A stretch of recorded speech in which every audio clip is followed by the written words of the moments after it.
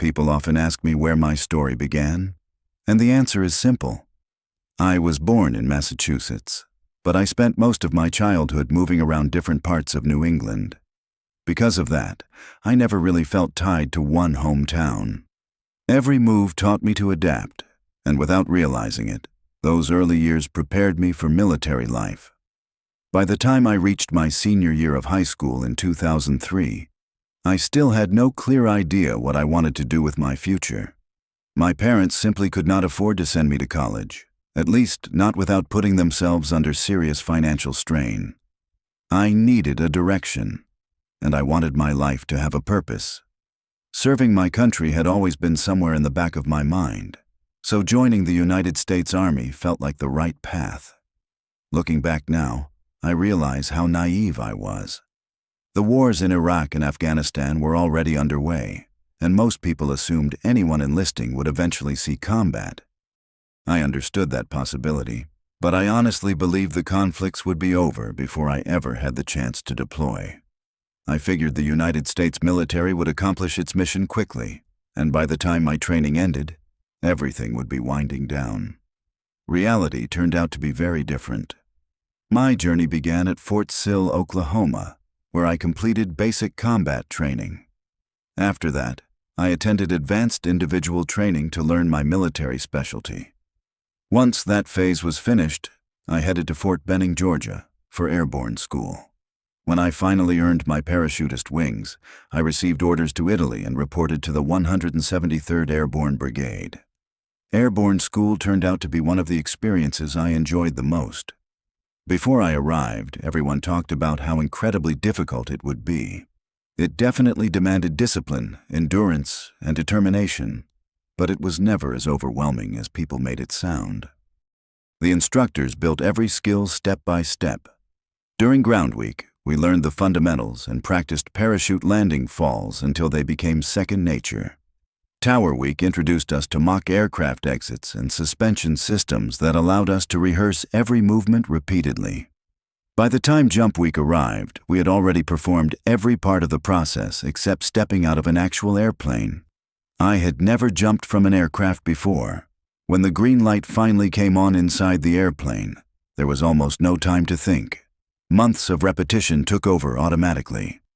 I followed the paratrooper ahead of me, moved to the door, turned exactly as I had practiced hundreds of times, and stepped into open air. A second later, I realized I was floating thousands of feet above the ground, beneath a fully deployed parachute. That moment is impossible to describe, unless you have experienced it yourself.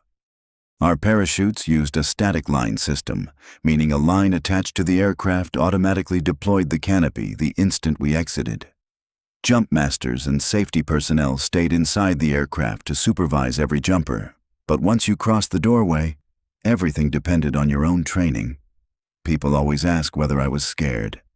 The truth is that excitement overwhelmed fear. The jump itself happened so quickly that there was almost no time to panic. What really got your attention was the landing. The Army spends countless hours teaching proper landing techniques because that is where injuries usually happen. We learn to keep our feet and knees together, bend our legs slightly, focus on the horizon instead of staring at the ground, and roll through the impact. Those simple fundamentals made all the difference. Fortunately, throughout my time as a paratrooper, I never experienced a parachute malfunction. Airborne school lasted 3 weeks. After graduation, I joined my unit in Italy, where nearly every day focused on preparing for combat. For about a year before my first deployment, our lives revolved around training.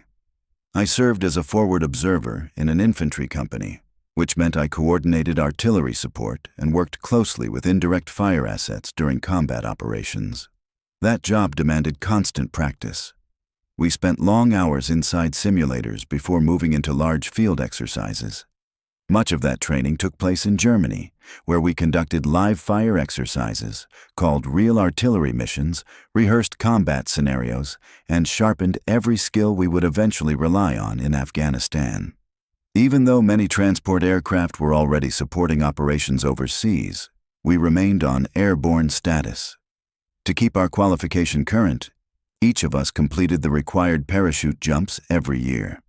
Eventually, all that preparation came to an end. In 2005, I deployed to Afghanistan for the first time. Our battalion operated in Zabul province near the town of Khalat. Our mission was straightforward on paper but far more complicated in practice. We were there to support the Afghan government, restrict enemy freedom of movement, protect local communities whenever possible, and defeat hostile forces threatening the region. Enemy activity had already begun increasing. Much of the military's attention had shifted toward Iraq, giving insurgent groups time to reorganize and strengthen their presence throughout Afghanistan. During the first several months of our deployment, we stayed extremely busy. Combat operations were frequent until winter arrived, when enemy activity naturally slowed with the changing weather. Nothing in training truly prepares you for the first time someone is trying to kill you. You can spend countless hours on live fire ranges, rehearse battle drills until they become second nature, and memorize every tactical procedure in the book. None of it feels the same once real rounds start cracking past your head. My first real fight came not long after we arrived in Afghanistan. One of our reconnaissance elements had moved out on a mission when they ran into a large enemy force. The situation escalated fast, and our platoon received orders to reinforce them immediately. Within minutes, we loaded onto helicopters. During the flight, we were told we would probably land in what we call a hot landing zone. In plain terms, that meant the enemy could be shooting at us before the aircraft even touched down. We fully expected to sprint off the ramp straight into a firefight. It is difficult to explain what goes through your mind in moments like that. Everything feels strangely calm and unreal at the same time. You know exactly what could happen, yet your training keeps you focused on the next task instead of the possible outcome. The helicopters reached the landing zone, and we hit the ground running.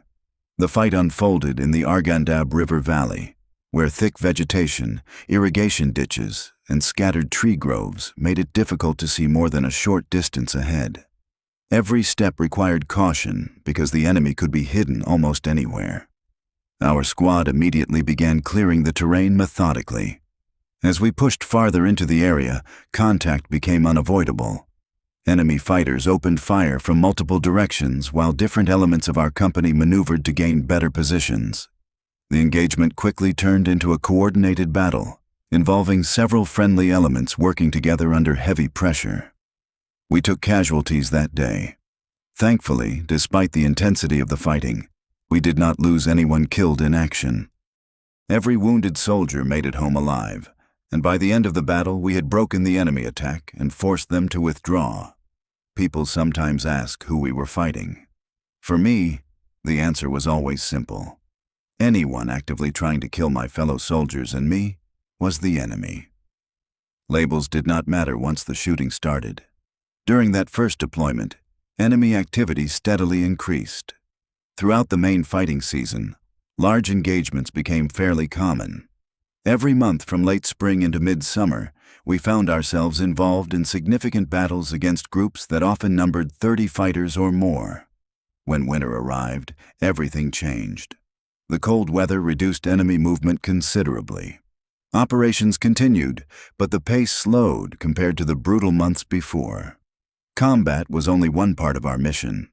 We also spent a great deal of time working among the local population, and those experiences stayed with me just as much as the firefights. Afghanistan felt like stepping into another era. Many villages had no electricity, no modern infrastructure, and homes built almost entirely from mud. Some places looked as though time had stood still for centuries. Even under those conditions, the people displayed incredible resilience. I remember seeing children no older than 8 years old herding goats alone across enormous stretches of rugged terrain, miles from the nearest village. At an age when most American kids were sitting in classrooms or playing sports, these children carried responsibilities that many adults would find difficult. Our company also worked closely with members of the Afghan National Police. Their leadership genuinely wanted to improve security in the area, and they often provided valuable information about insurgent activity. They partnered with us during operations and helped us locate enemy positions that would have been far more difficult to identify on our own. Like anywhere else, reactions from local civilians varied. Some welcomed our presence because they hoped greater security would improve their lives. Others remained cautious or openly suspicious, unsure why foreign soldiers had come to their homeland. As a junior enlisted infantryman, I rarely participated in political discussions or meetings with village elders. My responsibility was to provide security and accomplish the mission assigned to my platoon. People also asked whether the enemy was skilled. They were determined. There was never any doubt they intended to kill us whenever the opportunity presented itself. Looking back, I believe they became more capable as the war continued. During my first deployment, many enemy fighters lacked the organization and experience I would encounter later. Over time, however, they adapted. They observed our tactics, learned from previous battles, and adjusted their methods accordingly. That is the reality of war. Every engagement becomes a learning experience for both sides. Fortunately, our leaders stayed ahead of that evolution. The officers and non-commissioned officers who guided us constantly refined our own tactics. They understood the enemy's advantages, especially the ability to blend into local communities, travel without heavy equipment, and strike unexpectedly. Because of strong leadership and disciplined soldiers, we consistently adapted faster than the enemy expected. By the end of my first deployment, I could already see meaningful progress. The Afghan National Army had improved considerably. Early in the deployment, their role usually began after a firefight ended. They secured battlefields, searched for casualties, collected captured weapons, and documented the results of engagements. Later, everything changed. Instead of arriving after combat, they started conducting missions alongside us from the very beginning. Patrols increasingly became joint operations, with Afghan soldiers sharing both the risks and the responsibilities. The country itself also showed signs of progress. New schools opened in areas that previously had none. Medical clinics appeared where healthcare had barely existed. Roads that once consisted of dirt tracks slowly became paved routes connecting isolated communities. Those improvements reminded us that our mission involved more than defeating the enemy. We were trying to create conditions where ordinary families could build safer, more stable lives. That remained the ultimate objective throughout our deployment. After returning from my first deployment, there was very little time to slow down. Back then, the operational tempo across the Army was relentless. Units were either deployed overseas or preparing to replace those already in combat. There was almost no middle ground. We came home, spent a short period recovering, replaced worn-out equipment, welcomed new soldiers into the company, and then immediately returned to training. Most of our preparation looked a lot like it had before the first deployment. We traveled back to Germany for major field exercises, conducted live fire training, refined our battle drills, and practiced calling for artillery support until every procedure became second nature again. Every day was spent preparing for another combat tour. Throughout my entire Army career, I remained with the same company in the 173rd Airborne Brigade. Those men became more than co-workers or teammates. We trained together, deployed together, and trusted each other with our lives. That kind of bond cannot be manufactured. It develops only through shared hardship. Fortunately, I made it through my first deployment without being wounded. That would change during my second tour. Our next deployment took us to northeastern Afghanistan. The mission itself had not changed. We were still responsible for limiting enemy freedom of movement, protecting the local population, supporting Afghan security forces, and disrupting insurgent operations before they could threaten the region. At the same time, we continued helping local communities by improving security so schools, clinics, and other infrastructure projects could move forward. The terrain, however, was completely different from what I had experienced before. Instead of broad valleys and open ground, we operated among steep mountains separated by narrow valleys. The terrain restricted movement, reduced visibility, and gave anyone occupying the high ground a significant tactical advantage. We spent roughly 13 months conducting combat operations in that region before the battle that would ultimately change my life forever. Our final mission before rotating home seemed straightforward. We were tasked with establishing security around a location where a new vehicle patrol base would be built. Once construction was complete, the position would be handed over to the unit replacing us. Leadership understood the incoming soldiers would have less combat experience than our company and would also arrive with fewer personnel. We wanted to leave them in the strongest position possible. Even though our deployment was nearly over, nobody treated the mission casually. One lesson every soldier learns is that you are not finished until your boots are safely back on American soil. Until then, every patrol still matters. The location was a village called Wanat. Inside our platoon, my responsibility remained the same as it had throughout previous deployments. I served as the forward observer, coordinating artillery support and communicating with aviation assets whenever close air support became necessary. Our platoon established several defensive positions. Most of our force occupied the main vehicle patrol base near the center of the village. Another element secured a traffic control point nearby. My assignment placed me with 8 other soldiers at an observation post roughly 150 meters away from the main base. The position was small, isolated, and intentionally placed farther forward. Our job was to provide early warning, observe enemy movement, and extend the defensive perimeter beyond the main compound. Before dawn on the 5th day, everything changed. Every morning before sunrise, soldiers conduct what is known as stand-to. Everyone wakes up, mans defensive positions, and prepares for the possibility of an attack during the transition between darkness and daylight, a time when assaults have historically been common. That morning was no different. We had already taken our assigned positions when, at approximately 4:30 in the morning, the silence shattered. A burst of machine gun fire erupted from the north. Within seconds, it seemed as though the entire valley exploded around us.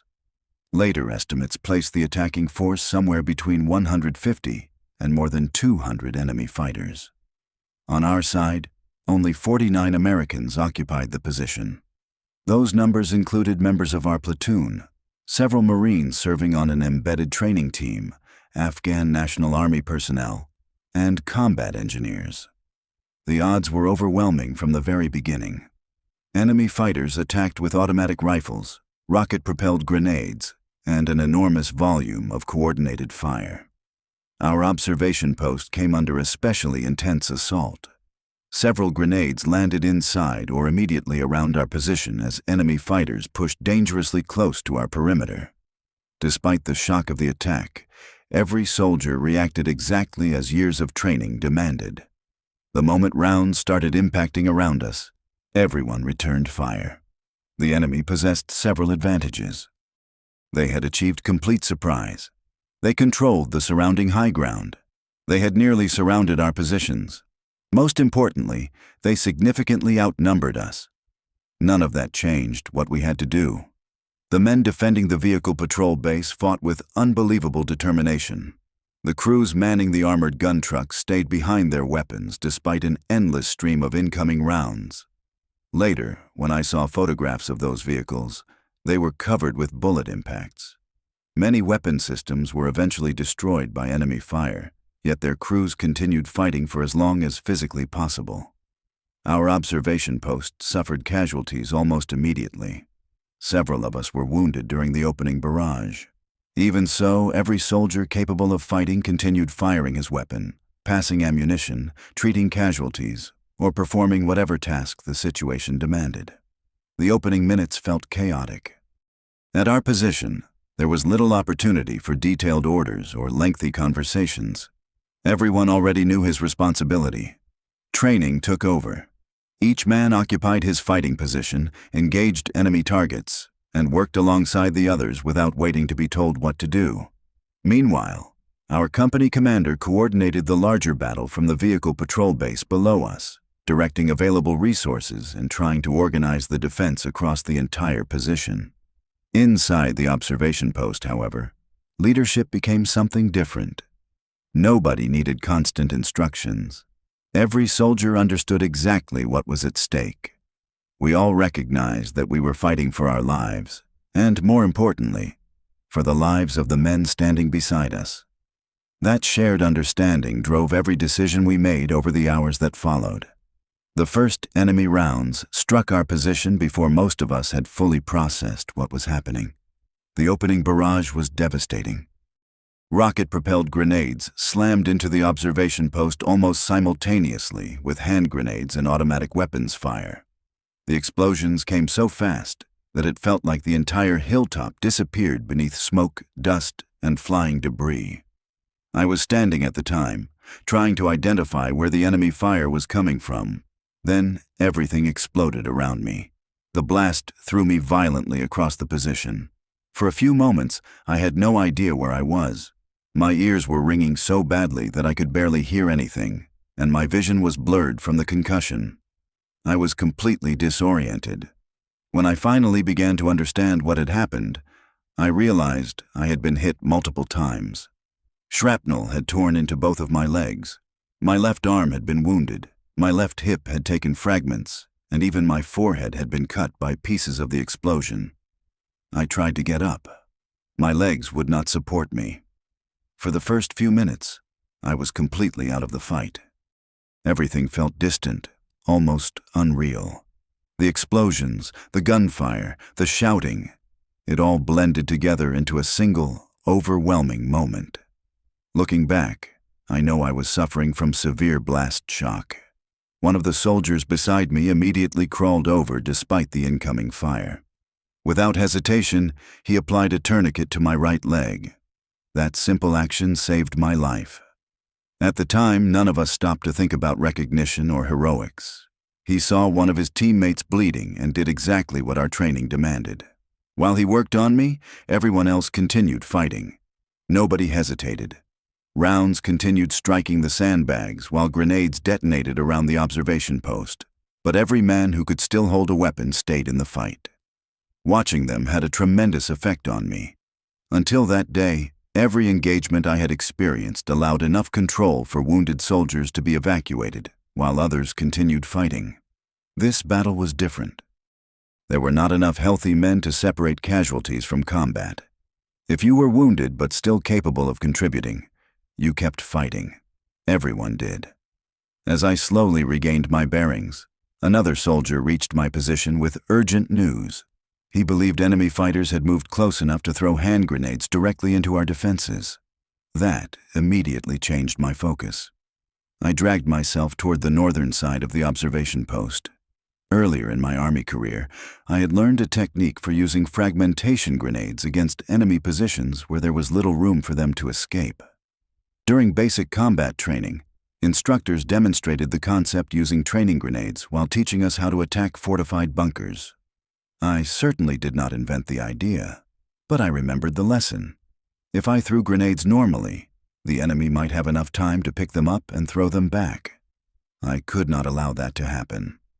Instead, I pulled the safety pin, held the grenade for several seconds while the fuse burned, and then threw it into the dry creek bed where we believed the enemy was moving. The goal was for the grenade to detonate almost immediately after landing. From my position, I could not actually watch the explosions. Lifting my head high enough to observe would have exposed me to enemy fire. I simply kept repeating the process, sending grenade after grenade toward the suspected enemy position. Later, people often asked how close those fighters really were. The answer still surprises many of them. They were only about 10 to 15 yards away. That is an incredibly short distance in combat. After exhausting the grenades available to me, I shifted to one of our medium machine guns. Using the weapon was difficult because standing upright would almost certainly have gotten me killed. Instead, I fired over the top of the sandbags whenever possible, keeping enemy fighters pinned down without exposing myself longer than absolutely necessary. Every burst bought the rest of our team a little more time. As the battle continued, the initial shock gradually faded. The adrenaline took over. My focus narrowed to one simple question: what can I do next that helps the men around me survive? That mindset became everything. Years of training suddenly made perfect sense. You stop worrying about the entire battle because it is too overwhelming. Instead, you solve one problem at a time. Treat the wounded, reload ammunition, return fire, pass information, move to the next task. Then repeat the process again and again. Nothing else matters. Our army leaders had spent years teaching us to think exactly that way. No training exercise could perfectly duplicate what we were experiencing.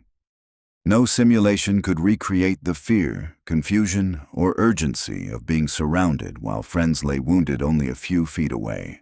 But every individual skill had already been drilled into us. We knew how to operate weapons beyond our primary assignments. We had all received advanced combat lifesaver training.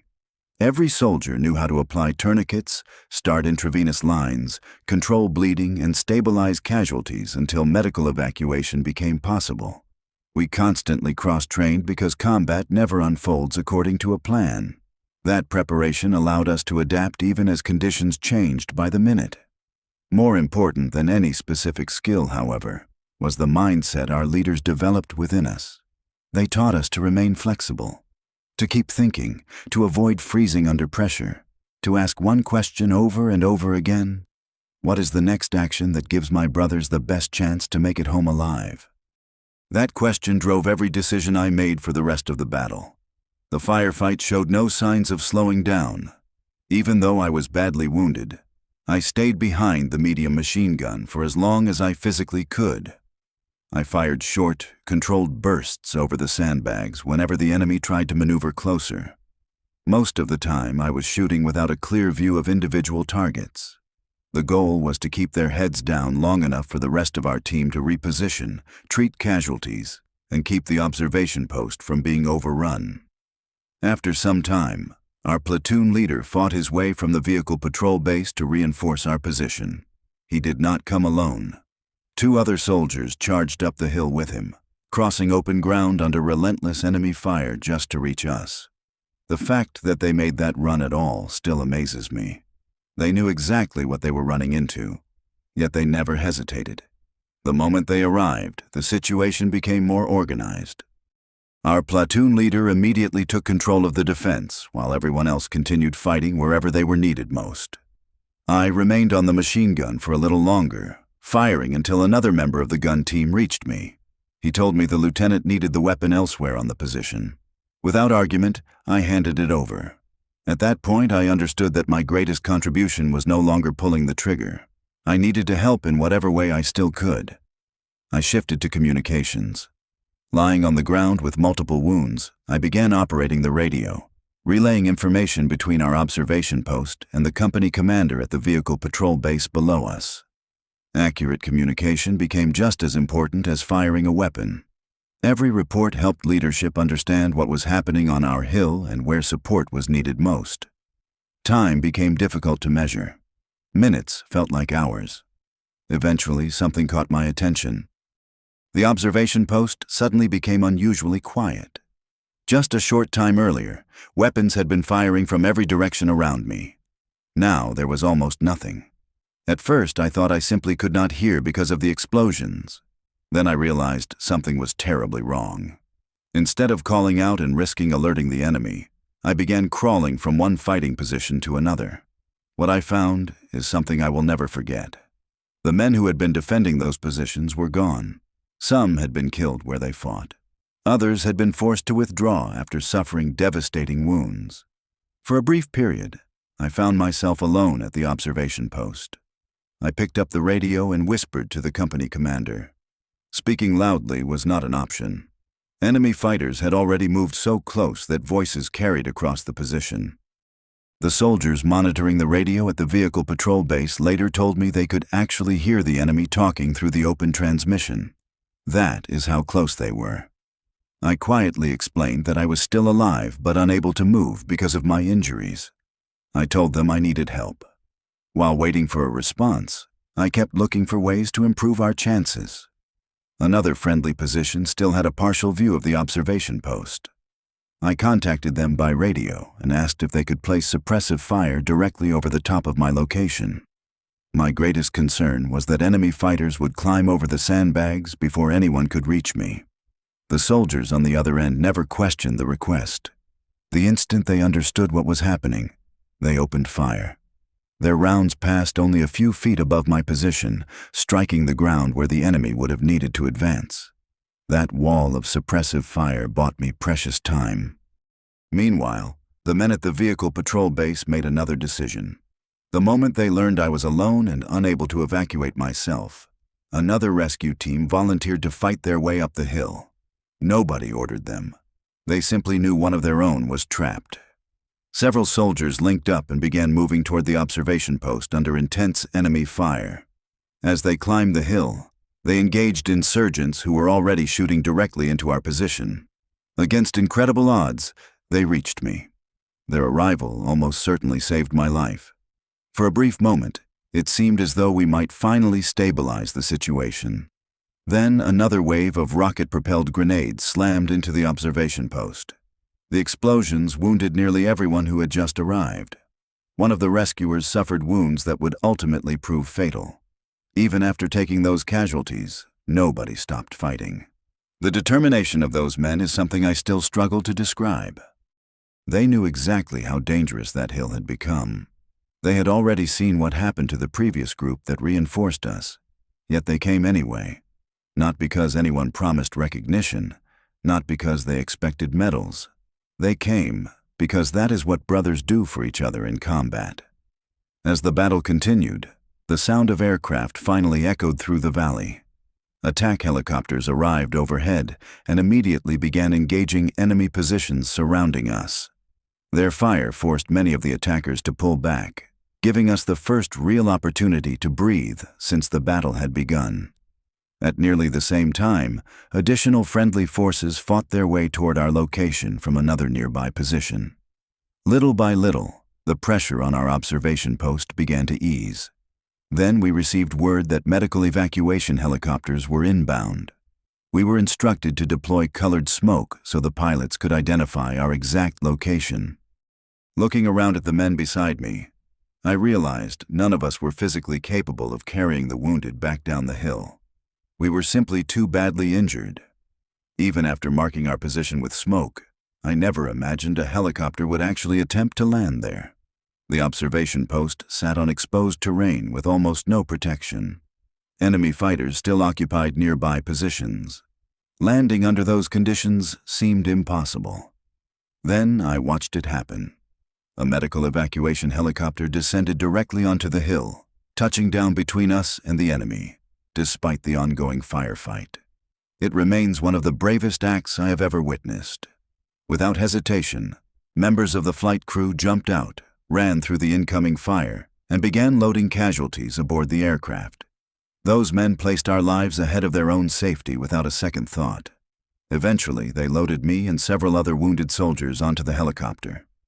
As the aircraft lifted off, I looked back at the hill where so many of my brothers were still fighting.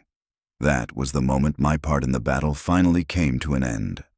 The battle ended for me the moment that medical evacuation helicopter lifted off, but the memories of that morning never stayed behind on the battlefield. People often ask me what stands out the most. It is not the explosions. It is not the gunfire.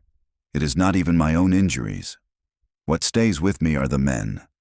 Every time someone asks about that day, they usually focus on the actions that eventually led to me receiving the Medal of Honor. I understand why.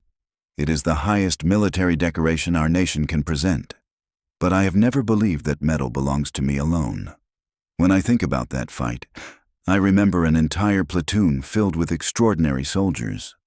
I remember men who repeatedly exposed themselves to enemy fire to rescue wounded teammates. I remember soldiers who continued fighting after being hit because they refused to leave their brothers alone. I remember leaders who never stopped making decisions despite overwhelming odds. Every one of them made the battle what it was. The truth is simple. I survived because of them. Without the soldiers defending that observation post, without the men who charged uphill to reinforce us, without those laying down suppressive fire from neighboring positions, without the helicopter crews who flew directly into an active firefight, I would not be here today. That is the reality. Everything that happened afterward exists only because those men refused to quit. We were not just members of the same company. We were family. Like every family, we did not always agree. We argued. We challenged one another. We spent months living in close quarters during training and deployment. But when everything was on the line, none of those small disagreements mattered. We trusted one another completely. That trust had been built through years of shared hardship. Every field exercise, every parachute jump, every patrol, every miserable day in the rain or snow, every deployment. Those experiences created bonds stronger than most people ever experience in civilian life. During the battle, I never believed I was doing anything extraordinary. I was simply trying to keep pace with everyone around me. Each time I looked up, another soldier was risking his life to protect someone else. Watching that kind of courage pushes you forward. You stop thinking about yourself. You focus only on helping the person beside you. That is exactly what happened throughout the entire fight. The actions people later recognized as heroic were happening everywhere. Some men carried wounded teammates through enemy fire. Others continued firing weapons after suffering serious injuries. Several voluntarily moved toward the heaviest fighting because they knew fellow soldiers needed help. Those acts were repeated again and again throughout the battle. Unfortunately, not everyone came home. Some of the finest men I have ever known made the ultimate sacrifice that day. Others carried physical and emotional wounds that would remain with them for the rest of their lives. Their courage deserves every bit as much recognition as anything I did. In fact, I have always believed they deserve far more. People often hear my name because I received the Medal of Honor.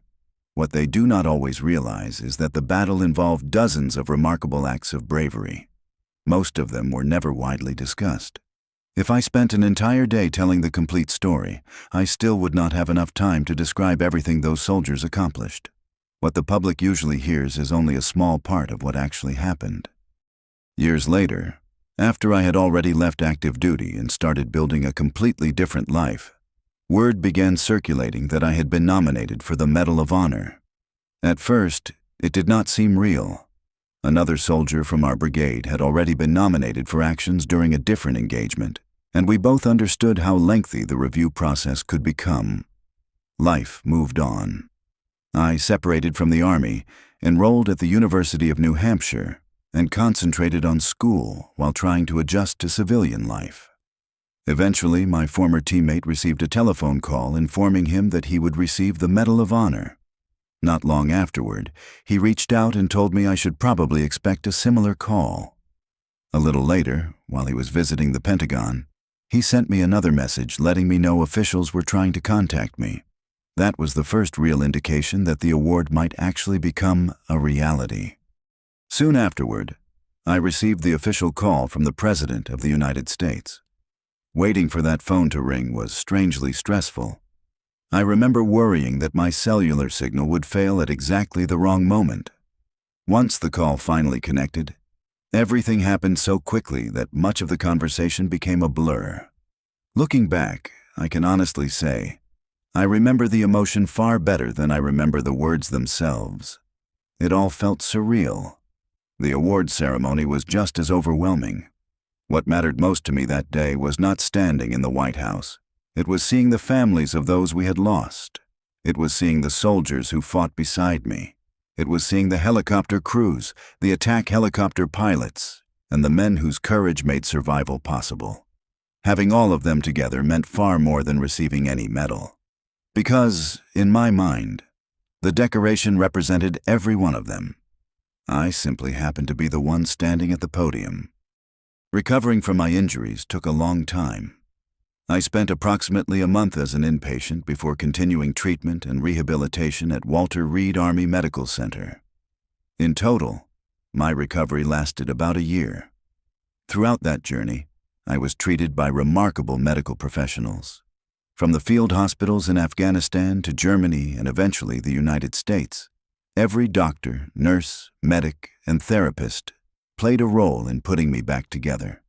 Their skill and dedication gave me a second chance at life. I eventually left the Army in 2009. Like many veterans, I faced the challenge of building a new future after military service. I returned to college, earned my education, and began a career as a financial analyst. Life today looks very different from the one I lived as a young paratrooper. But no matter where life takes me, a part of me will always remain with the men who fought beside me on that hill. Whenever people thank me for my service or congratulate me for receiving the Medal of Honor, I always think about them first. Their courage made my survival possible. Their sacrifice gave me the opportunity to build a family, watch my children grow up, and live the life I have today. If there is one lesson I hope people remember from my story, it is this: no soldier fights alone. Whatever strength I showed that day came from the men beside me. Their example carried me through the battle. Their sacrifice continues to guide me every single day.